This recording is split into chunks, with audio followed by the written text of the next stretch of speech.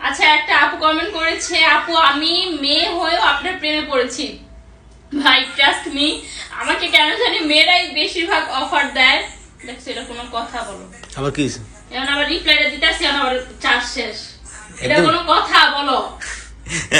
হ্যাঁ, চার্জ দেওয়ার সময় পাও না? আরেকবার গেলে তো কান সামান গরম শালাল কো শালারা, মানে একটা রিপ্লাই ভিডিও দিতে আসছি, শান্তি দেয় না। এক ভয়েসে 14 বার গুতাইতে হয়, 14 বার গুতানোর পরে তারপরে আল্লাহ এই ভয়েসটা শোনা যায়। মাঝে মাঝে সাউন্ডের সমস্যা হয়, এত সুন্দর করে ভয়েস দিয়ে যদি সাউন্ডের সমস্যা হয় তোরে আমি খাইছি। আরেকবার যদি ডিস্টার্ব করো, মোবাইলের বাচ্চা মোবাইল কি আর আইফোন টাইফোন কিছু মনে রাখবো না, একটা আসার মেরা মোবাইল আমি গেলাম। যাও।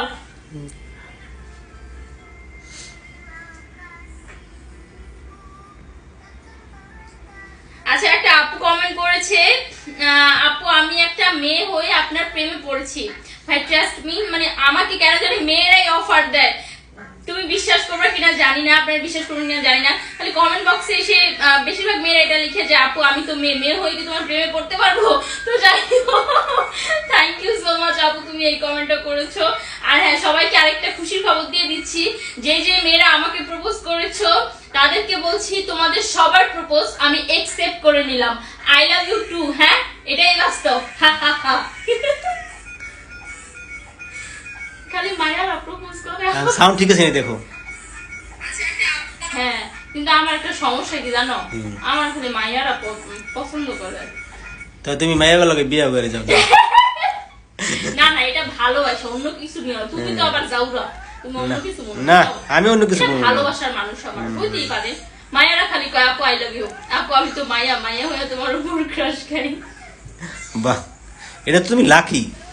হ্যাঁ, আমি ডেফিনেটলি লাকি। কারণ এটা আমিও স্বয়ং প্রমাণ দেখছি, একদিন রাস্তায় তোমাকে জিজ্ঞেস করছিল, মনে আছে? তখনই বুঝতে পারছি না আসলে তুমি তোমার আমাকে মেয়েরাই বেশি পছন্দ করে, যেটা সত্যি কথা।